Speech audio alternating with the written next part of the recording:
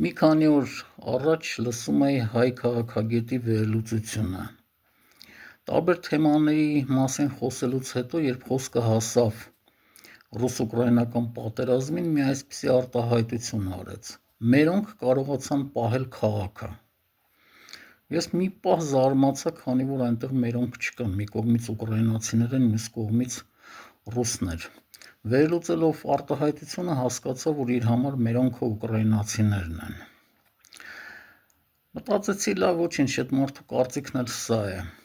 Բայց մի քանի օր հետո այդ մերոնք արտահայտությունը նորից լսեցի մեկ այլ քաղաքագետի։ Բերանից եւ այս անգամ մերոնքը ռուսներն էին։ Անկախ նրանից, որ մեզ ձեռ է տալիս, որ մի կողմը չհաղթի, մյուս կողմը չպարտվի,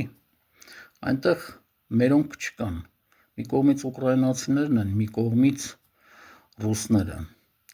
Ահա սա է ամբողջ մեր քաղաքագիտությունը։ Իսկ Հովհաննես Թումանյանը հոդված ուներ. «Խալխ ենք, ասք չդառանք»։